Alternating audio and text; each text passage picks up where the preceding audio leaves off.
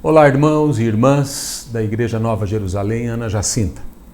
Estamos aqui para mais um tempo de reflexão na palavra juntos, de uma forma diferente, de uma forma nova. Eu aqui e você na sua casa, aí na sua sala, no seu celular, no seu computador, separados fisicamente, mas juntos em espírito. Vamos sentir muita falta, né, desse convívio, desse abraço, mas é por uma causa nobre, é por uma causa importante, né? Estamos dando a nossa contribuição para que essa crise seja superada o mais rápido possível e nós contamos com você, né? Fique em casa. Esse é um conselho que temos ouvido com certa frequência. Fique em casa, mas não fique longe de Deus. Eu quero compartilhar com vocês hoje uma palavra sobre a paixão de Cristo. Falamos sobre isso há algum tempo atrás, mas queremos retomar essa nossa reflexão, porque acredito isso ser muito importante para as nossas vidas nesse momento. Jesus Cristo, sem dúvida nenhuma, é nossa esperança de dias melhores. A celebração da Páscoa no calendário cristão está prevista para o dia 12 de abril. Estamos a pouco menos de 30 dias, talvez 20 e poucos dias dessa grande festa cristã. E nós queremos aproveitar esses cultos, né, antes da Páscoa para refletirmos um pouquinho sobre este evento tão importante e o que ele pode nos ajudar nesse momento de crise que estamos vivendo. Essa é uma festa em que celebramos a vitória de Jesus Cristo sobre a morte e a consequente libertação espiritual do povo de Deus. Vivemos dias difíceis neste mundo, né? Dias de recolhimento em nossos lares em função do coronavírus. Todos nós estamos sendo responsáveis, contribuindo para que essa doença não se espalhe e não venha atingir principalmente os mais velhos, as pessoas vulneráveis, para que nós possamos atravessar esse momento com serenidade. Não é hora de pânico, não é hora de desespero, é hora de serenidade e de prudência. Salomão, lá em Provérbios 27, diz que o prudente percebe o perigo e busca refúgio, né? E ele diz assim: o inexperiente segue adiante e sofre as consequências. Vamos seguir as orientações das autoridades públicas, vamos manter o cuidado que é a nossa parte como cristãos. Amar o próximo também é ajudar a vencer essa grande dificuldade que o Brasil e o mundo está enfrentando. Cremos que Deus é poderoso para aniquilar esse vírus com uma simples voz de comando. Basta uma palavra do Senhor. E por que Ele não faz isso? Seria uma pergunta que você poderia me fazer. Não sabemos, mas temos fé suficiente para crermos que no meio desta situação caótica, Deus pode e vai manifestar sua graça e misericórdia. Deus nunca falhou na história, no passado, e não vai falhar dessa vez. Nesse recolhimento que todos nós estamos sujeitos, talvez possamos olhar mais para nós mesmos, redescobrirmos aquilo que de fato é mais importante em nossas vidas. Resgatarmos um convívio familiar talvez desgastado pela falta de tempo. É hora de voltarmos para os nossos lares, arrumarmos aquele armário, arrumarmos aqueles livros que estão bagunçados, a nossa gaveta de roupas, né? Falo isso especialmente para os adolescentes. É tempo de ajustarmos algumas coisas, aproveitarmos esse momento, resgatarmos coisas que perdemos. Enfim, podemos aproveitar a crise para fazermos ajustes necessários e duradouros em nosso estilo de vida. Algo significativo que encontramos em Êxodo capítulo 12 é que o povo de Israel foi convocado a refugiar-se em suas casas. Vocês se lembram dessa história? E a aplicarem o sangue do cordeiro em suas portas. E em uma noite sombria e assustadora, Israel vivenciou o maior milagre de sua história. Todos eles dentro de suas casas, e o maior milagre, o milagre da libertação, chegou até eles. O anjo da morte não pôde lhes tocar, pois estavam sob a proteção do sangue do Cordeiro. Minha oração por você, minha oração por sua família, pela minha família, é que nós possamos estar em nossos lares, debaixo da proteção do sangue de Jesus Cristo. Nós também estamos recolhidos em nossos lares, mas não estamos desamparados, não estamos sozinhos. Nós temos nos precavido, pois devemos ser prudentes, como as Escrituras nos ensinam. Mas o nosso silêncio e reclusão não significa medo e desespero, mas confiança de que nosso Deus dará o livramento na hora oportuna. Quero ler com vocês o Salmo 46, verso 1 a 11, um salmo que traz esperança aos nossos corações. Diz assim: Deus é o nosso refúgio e a nossa fortaleza, auxílio sempre presente na adversidade. Por isso não temeremos, embora a terra trema e os montes afundem no coração do mar, embora estrondem as águas turbulentas e os montes sejam sacudidos pela sua fúria. Há um rio cujos canais alegram a cidade de Deus, o santo lugar onde habita o Altíssimo. Deus nela está, não será abalada. Eu e você temos um lugar seguro, a presença de Deus. Deus vem em seu auxílio desde o romper da manhã. Nações se agitam, reinos se abalam, ele ergue a voz e a terra se derrete. O Senhor dos exércitos está conosco. O Deus de Jacó é a nossa torre segura. Venham, vejam as obras do Senhor, seus feitos estarrecedores na terra. Ele dá fim às guerras até os confins da terra, quebra o arco e despedaça a lança, destrói os escudos com fogo. Parem de lutar, aquietem-se, saibam que eu sou Deus, serei exaltado entre as nações, serei exaltado na terra. O Senhor dos exércitos está conosco, o Deus de Jacó é a nossa torre segura.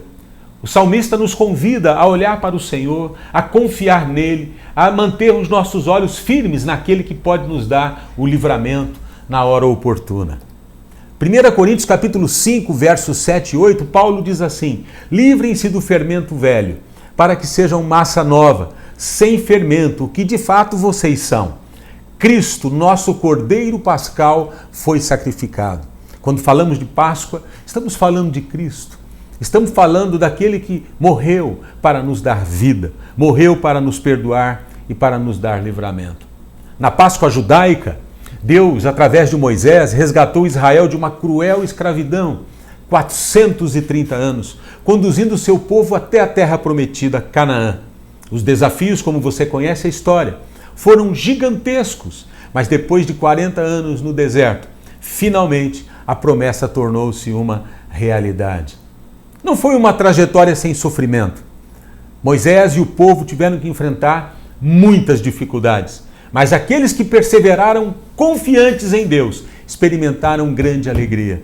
Nessa hora de grande perturbação, nós confiamos na palavra de Deus. Nós continuamos crendo nas promessas do Senhor sobre nossas vidas e continuaremos marchando, confiantes em nossos lares, orando, adorando e como povo de Deus proclamando a palavra do Senhor. Na Páscoa cristã, Deus, através de Jesus Cristo, resgatou a todos nós da escravidão do pecado e da morte espiritual. E com a ajuda do Espírito Santo, seguimos caminhando firmemente em direção à Nova Jerusalém, a cidade celestial. Não sem lutas, não sem enfrentamentos, mas os que perseverarem confiantes em Deus experimentarão alegria eterna. Nunca nos esqueçamos de nosso líder espiritual, Jesus, e sigamos seu exemplo. Veja o que diz Hebreus capítulo 12, verso 2. Mantenhamos o olhar firme em Jesus, o líder e aperfeiçoador de nossa fé. Eu te desafio, meu irmão, minha irmã, você que nos assiste, mantenha o seu olhar firme em Jesus. Pedro, quando foi convidado por Jesus para andar sobre as águas, enquanto ele manteve os olhos firmes em Jesus, ele atravessou aquelas águas turbulentas em segurança. Mas ao olhar para o lado, ao observar o vento, ele se assustou e começou a afundar. Vivemos dias que ao ligarmos a televisão, tudo nos assusta. As notícias querem nos apavorar, mas é preciso cada manhã nos lembrarmos das promessas do Senhor e do seu cuidado para conosco. Por causa da alegria que os esperava, por causa da alegria que o esperava, Jesus suportou a cruz sem se importar com a vergonha. Agora ele está assentado no lugar de honra à direita do trono de Deus. Jesus Cristo veio nos libertar de nós mesmos, de nossa idolatria, de nosso egoísmo, de nossa vida separada de Deus. Cada um de nós seguiu seus próprios instintos, estabelecíamos nosso próprio sistema de valores, éramos como deuses a nossos próprios olhos. Talvez nessa crise que abala todo mundo, nós estamos nos dando conta de quão dependentes nós somos da misericórdia de Deus. O homem não é assim tão poderoso como ele acha. O homem não é assim tão autossuficiente como ele acha. E nós possamos estar sendo advertidos de que não podemos tocar nossa vida sem a graça e o favor do Senhor. Apesar de todo o nosso esforço em nos tornarmos justos aos olhos de Deus, sempre terminávamos em fracasso, recomeçando do zero para finalmente terminarmos esgotados.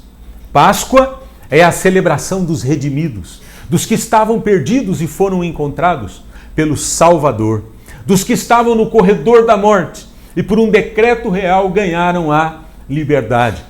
A Páscoa significa para você que me ouve, que me escuta aí da sua casa, em qualquer lugar onde você esteja. A Páscoa significa libertação, significa esperança, significa uma nova vida de Deus para você. Páscoa também é a passagem. Páscoa é conquista, é favor de Deus aos pecadores. Páscoa é recomeço, é nascer de novo, é receber uma nova chance, é ter todas as suas dívidas canceladas. Veja só quantas promessas nós temos pela frente, quantas promessas nós temos diante de nós e que nós nunca venhamos a nos esquecer disso. Amém? Páscoa é tempo de trazer à memória aquilo que nos dá esperança, de nos lembrarmos e de compartilharmos o que Deus fez por nós, de anunciar a bondade de nosso Deus. Nesses dias difíceis, pessoas tão aflitas, que nós, cristãos, possamos ser uma palavra de serenidade, uma palavra de esperança, uma palavra de consolo para aqueles que sofrem. Que nesses dias possamos celebrar Jesus Cristo, nosso Cordeiro Pascal. Celebramos em nossos lares, em nossa casa, ao redor da nossa mesa, adorando, anunciando seus poderosos feitos ao mundo e vivendo à altura do nosso chamado como filhos de Deus. Olhemos para as feridas de Cristo, curvemo-nos reverentemente diante do sacrifício realizado e avancemos confiantes no poder redentor de nosso Senhor e Salvador. Caminhando para o final da nossa reflexão hoje, eu quero lhes dizer algumas coisas assim importantes. Os judeus celebram anualmente sua Páscoa, os católicos celebram toda semana, eles a chamam de Eucaristia. Nós evangélicos celebramos uma vez por mês e chamamos de a Ceia do Senhor. Mas o mais importante é que deveríamos viver todos os dias sob a influência da ressurreição de Cristo sobre nossas vidas. Paulo fala sobre esse poder da ressurreição agindo em nossas vidas em Romanos capítulo 8, verso 11. E se o Espírito de Deus que ressuscitou Jesus dos mortos habita em vocês, o Deus que ressuscitou Cristo Jesus dos mortos dará vida a seu corpo mortal, por meio desse mesmo Espírito que habita em vocês. Ele diz mais em Romanos 8, 15 a 17. Pois vocês não receberam um Espírito que os torne de novo escravos medrosos, mas sim o Espírito de Deus, que os adotou como seus próprios filhos. Mas vocês receberam o Espírito de adoção como filhos. Agora nós o chamamos Abba, Pai, pois o seu Espírito confirma a nosso Espírito que somos filhos de Deus. Se somos seus filhos, então somos herdeiros e, portanto, co-herdeiros com Cristo. Se de fato participamos de seu sofrimento, participaremos também de sua glória. E para nos encorajar, Paulo diz assim: considero que nosso sofrimento de agora não é nada comparado com a glória que ele nos revelará mais tarde. Podemos e devemos chamar a Deus de Abba, Papai, nos relacionarmos com Ele como filhos, confiar que Ele sempre estará ao nosso lado na jornada e que nunca estaremos sozinhos. A luz brilhou no passado, há 2000 e poucos anos, iluminando o caminho que nos leva até a eternidade. Que Jesus Cristo, nosso Cordeiro Pascual, pelo poder do Espírito Santo, faça de você e de mim um instrumento do seu amor neste mundo que sofre sem esperança. Jesus disse que viria, ele veio. Ele disse que morreria, morreu. Ele disse que ressuscitaria, ressuscitou. Ele disse que voltaria, espere-o. Que nessa semana, Deus possa abençoar ricamente sua família. Estamos aqui para abençoar você. Ao longo dessa semana, estaremos gravando algumas pequenas devocionais, compartilhando com vocês. Na próxima terça-feira, estamos planejando uma célula online, live, né? Assim, para a gente dar a você a oportunidade de participar conosco, de conversar com a gente e de mantermos a nossa conexão, mesmo que de forma virtual. Nós temos os nossos grupos de WhatsApp, vocês que são líderes de célula, estejam mantendo o contato com as pessoas virtualmente. Vamos fazer desse momento difícil uma oportunidade de fortalecermos a nossa fé. Estamos orando por vocês, nós pastores da INJ, estamos orando por você, estamos andando em aliança com as igrejas do Conselho de Pastores da nossa cidade, estamos buscando fazer aquilo que é a nossa parte. E eu quero desejar a você uma excelente semana. Que a bênção do Senhor esteja sobre a sua vida. E eu gostaria de orar com você agora.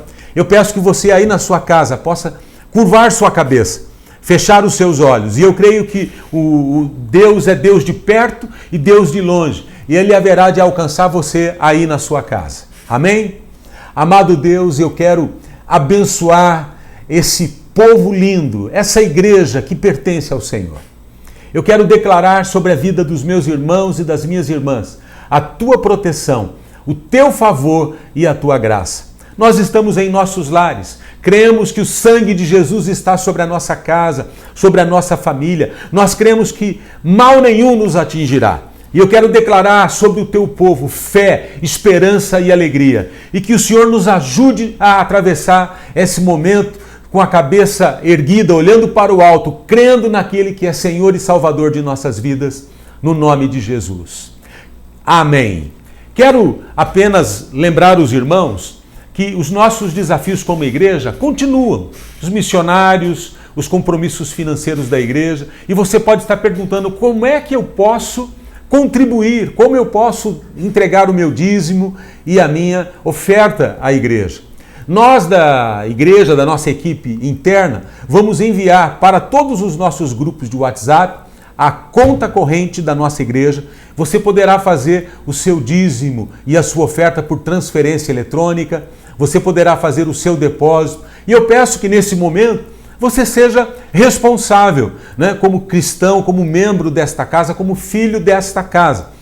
Continuando com as suas contribuições, entendendo que esse momento é um momento delicado, difícil para todos nós e cremos que o Senhor proverá todas as nossas necessidades.